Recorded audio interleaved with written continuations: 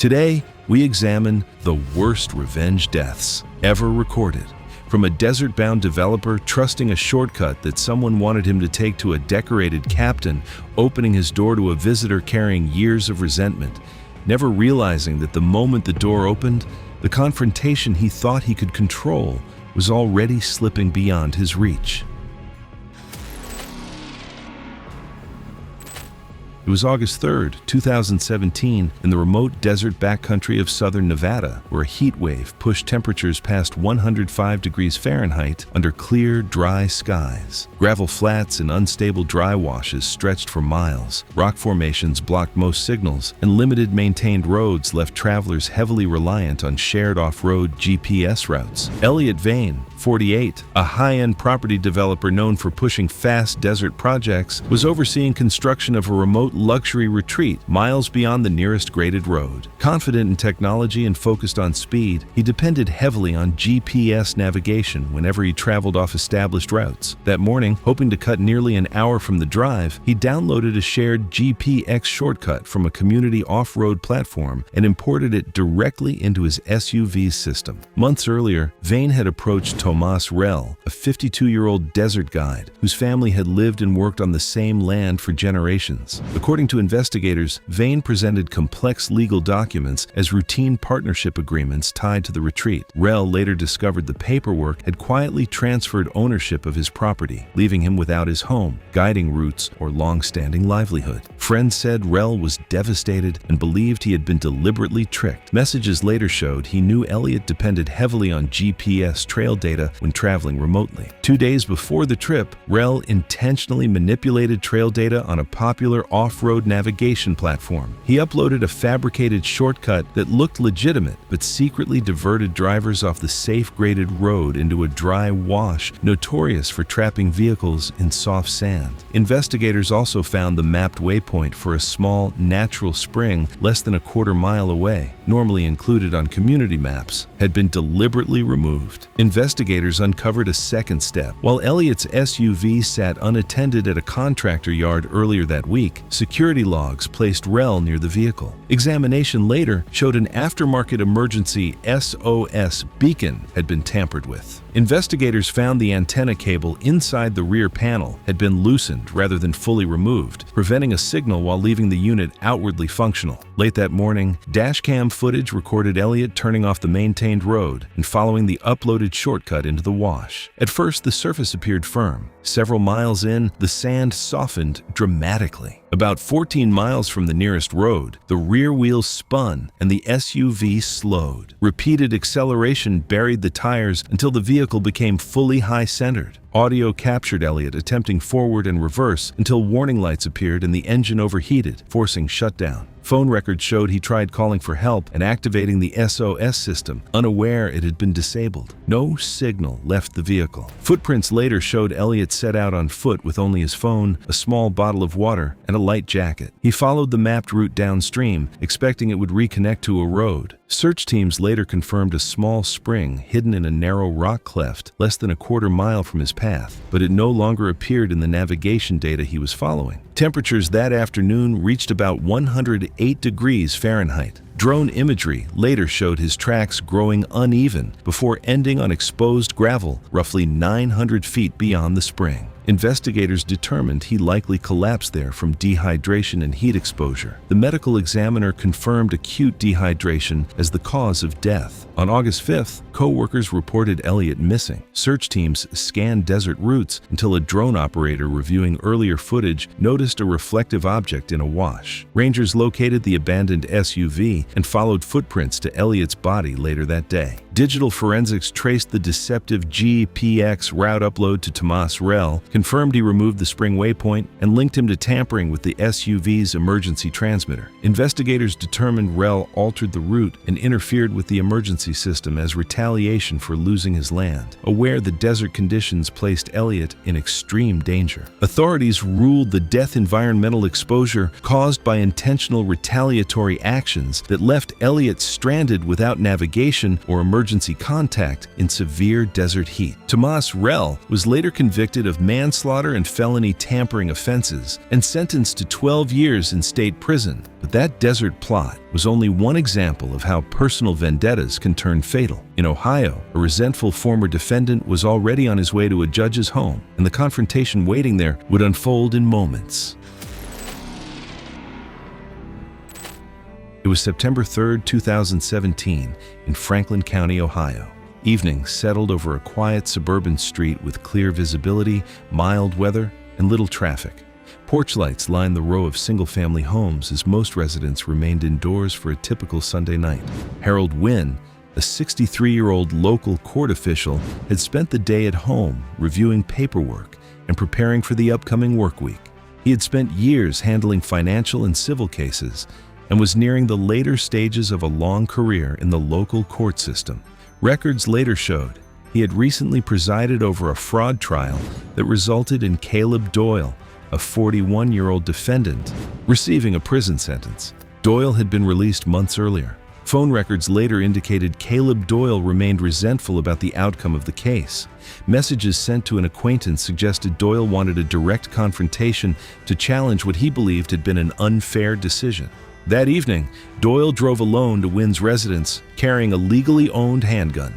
Traffic cameras confirmed a vehicle registered to Doyle entering the neighborhood and parking along the curb nearby. A neighboring home's doorbell camera showed Doyle walking up the driveway and stopping at the front door. The footage recorded repeated knocking. Inside the house, an interior foyer camera, part of a home security system, captured Wynn approaching and opening the door. The video showed Doyle stepping forward immediately after the door opened.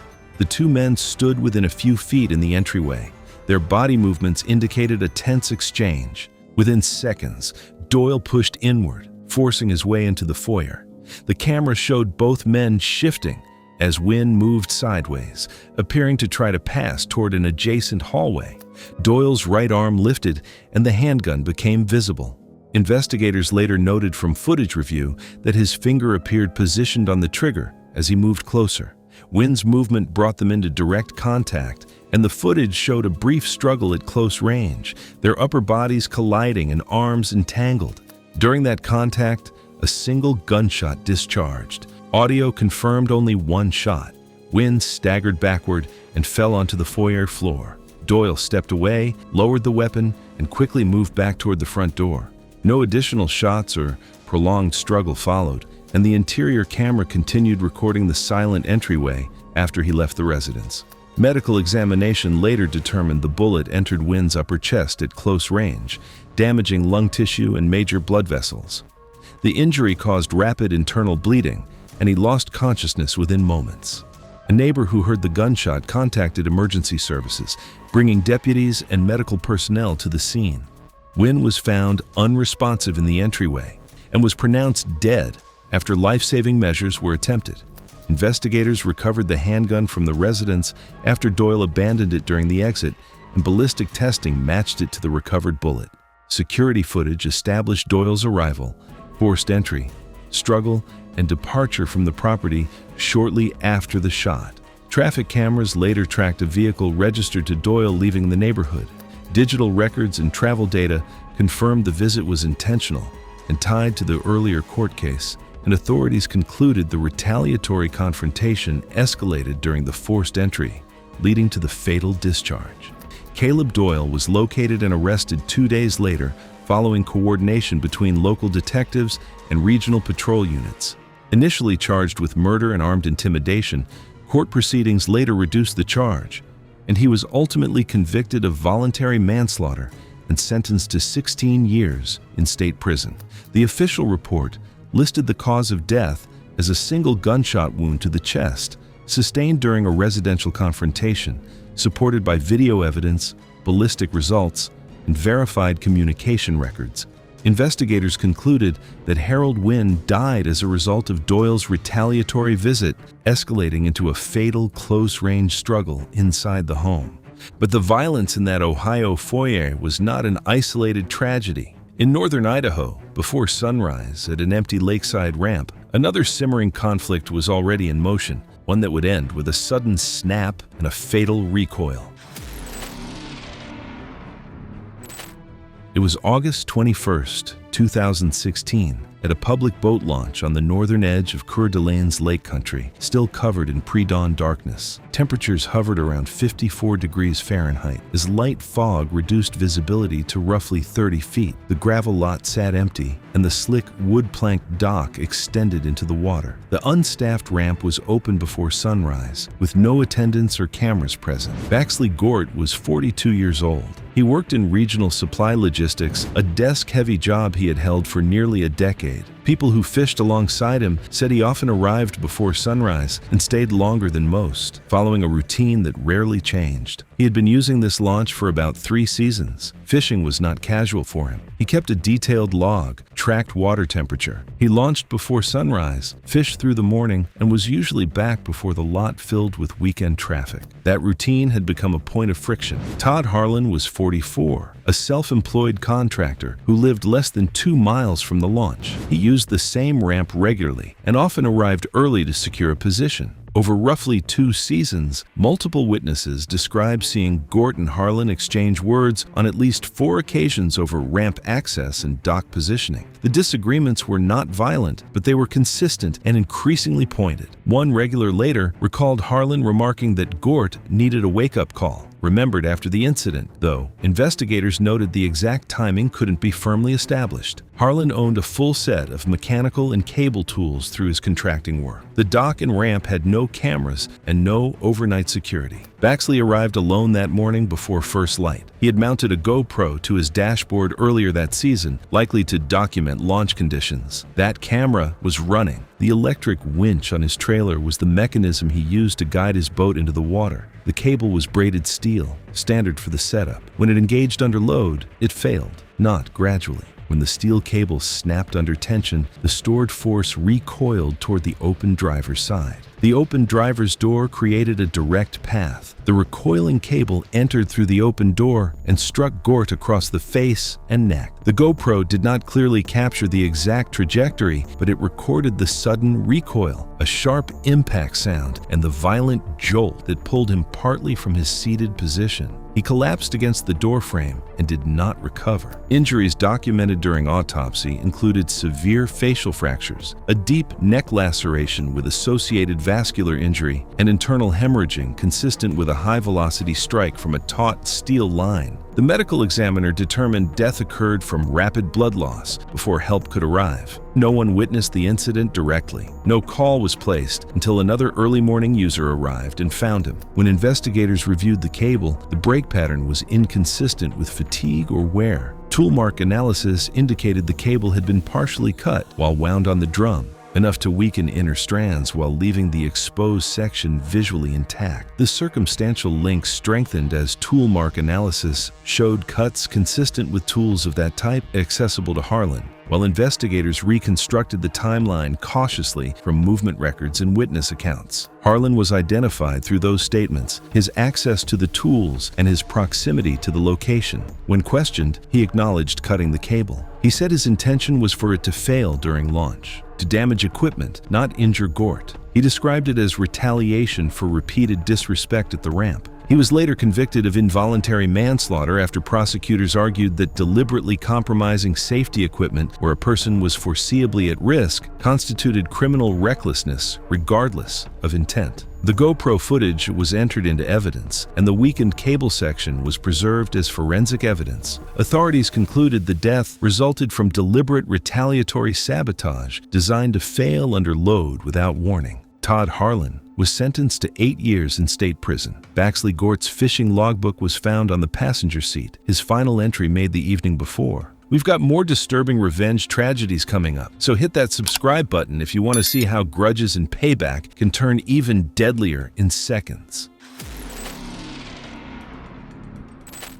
It was January 22nd, 2018. In a quiet residential neighborhood in Killeen, Texas. Cool, dry winter air and thin cloud cover left the streets still and lightly trafficked, with closely spaced homes and fenced patios typical of the area. Captain Elias Rowe, 45, lived in one of those homes. A career military officer who had spent years rotating through overseas assignments, he kept a structured daily routine and was known for strict adherence to regulations both on and off duty. Neighbors often saw him maintaining equipment or repairing tools in his backyard, habits carried over from his years in service. Earlier that day, he had been outside servicing yard equipment on his back patio, leaving several tools on a small outdoor table, including a folding utility knife he had used to cut packaging and trim material. After finishing, he went back inside, leaving the items where they were. Records later showed that a former subordinate, Victor Hale, had traveled into the neighborhood that afternoon following a long-standing grievance tied to a disciplinary report from an overseas assignment. Travel logs and phone data confirmed he drove directly to Rowe's address, and a driveway security camera captured his arrival and approach to the front of the house.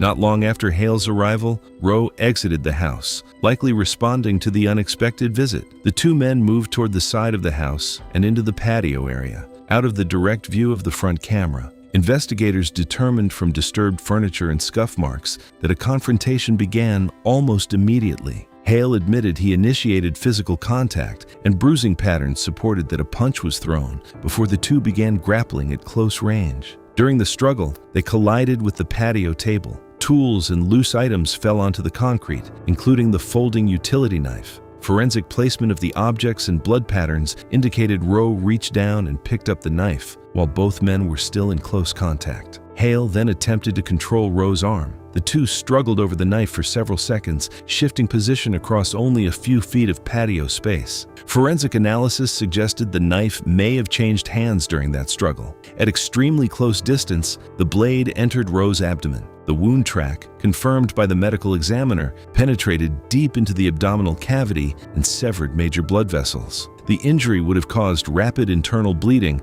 and a sharp drop in blood pressure within minutes. Rowe lost balance and collapsed onto the patio surface. The knife fell nearby as Hale stepped back and moved toward the side gate, leaving the immediate area instead of remaining with him. Moments later, a neighboring resident returning home noticed movement near the fence line and saw Hale attempting to leave the property. The neighbor's presence and shouted questions caused Hale to stop, drawing attention to the scene behind him where Rowe lay unresponsive on the concrete. The neighbor immediately contacted emergency services after recognizing the severity of the injury. Blood volume at the scene and the medical findings later indicated the wound was already critical by that point. Emergency personnel arrived and transported Rowe to a local medical facility, but he was pronounced dead shortly afterward due to massive internal hemorrhage from the abdominal stab wound. Investigators recovered the folding utility knife, displaced tools, and driveway footage, while phone messages and travel records confirmed Hale had initiated the confrontation.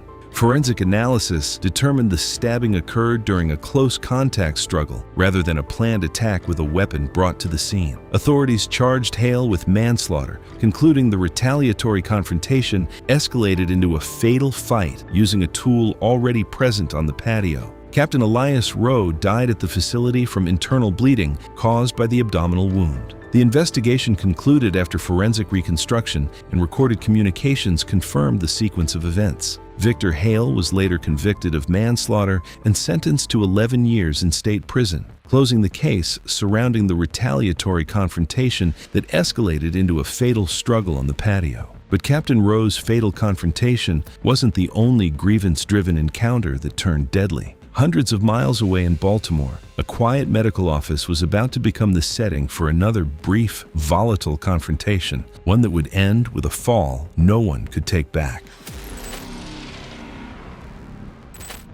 It was April 11th, 2016, in Baltimore, Maryland. The day had been mild with overcast skies and light afternoon rain that left sidewalks damp and visibility slightly muted by early evening. Inside a small private medical office building, the corridors were quiet as staff prepared to leave. Fluorescent hallway lights reflected off polished tile floors, and security cameras monitored the entrances, hallways, and the concrete stairwell connecting the upper offices to the ground level. Dr. Leonard Kess, a 57-year-old physician, was finishing paperwork in his second-floor office. He had worked in the building for years and maintained a steady patient schedule, often staying late to complete paperwork after appointments. In recent months, several families had raised concerns about delayed diagnoses connected to his care. While no formal ruling had been issued against him, the complaints had created tension and occasional confrontational messages sent to his office. One of those messages came from Aaron Madsen, a 35-year-old man who believed the doctor's treatment decisions had contributed to his sister's death earlier that year. Records later showed repeated emails accusing the physician of responsibility and warning that he would confront him in person if answers were not given. Near closing time that evening, Aaron Madsen entered the building unannounced and walked upstairs while most tenants were already leaving. Security footage later showed Madsen waiting in the hallway outside the doctor's office. When Dr. Kess stepped out carrying a folder and preparing to leave, Madsen approached him directly. The camera captured a brief exchange in the corridor. Investigators later noted Madsen moved closer and deliberately positioned himself between the doctor and the exit while confronting him about his sister's death. Dr. Kess then turned toward the nearby stairwell, appearing to try to leave the area rather than continue the interaction. As the doctor reached the stairwell entrance, Madsen followed and grabbed his arm. Footage shows a brief struggle lasting only seconds. During that contact, Madsen shoved him forward with enough force to push him toward the stair edge. The doctor lost balance immediately and fell down approximately 12 concrete steps. His back and shoulders struck multiple steps on the descent before his head impacted the wall at the lower landing. He came to rest motionless at the bottom of the stairwell. Madsen remained at the top momentarily before descending the stairs and placing a call to emergency services. Building occupants nearby later reported hearing a rapid sequence of impacts, followed by silence. Emergency responders arrived and found Dr. Kess unconscious with severe head trauma. He was transported to a nearby hospital, where medical assessment confirmed a traumatic brain injury, along with significant cervical spine damage consistent with a high-force fall onto a hard surface. He was pronounced dead shortly afterward. Investigators reviewed the hallway and stairwell camera recordings, confirming that a single retaliatory shove occurred and that no weapon was used. Digital records recovered from Madsen's phone and email account showed prior messages expressing anger and intent to confront the doctor over his sister's death. Authorities determined that the fatal injuries resulted directly from the fall, triggered by the physical shove near the stair edge. Shoe scuff marks on the stair lip and the doctor's dropped folder on the upper landing matched the sequence seen on video. Local prosecutors charged Aaron Madsen with involuntary manslaughter, citing reckless assault during a retaliatory confrontation that created a foreseeable risk of serious harm in a confined stairwell environment. The official report concluded that the confrontation escalated from an intentional grievance-driven encounter and that the doctor's death was caused by blunt force head trauma and spinal injury sustained during the fall. Investigators also noted that the building's security system preserved uninterrupted footage, allowing the event timeline to be reconstructed without gaps or conflicting witness accounts. Dr. Leonard Kess died at age 57 inside the office building, where he had practiced for years. Investigators confirmed the sequence through camera evidence, medical findings, recovered digital messages, and physical traces at the stairwell. Aaron Madsen was later convicted of involuntary manslaughter and sentenced to 12 years in state prison. Thanks for watching. Want to see more? Click on your screen now.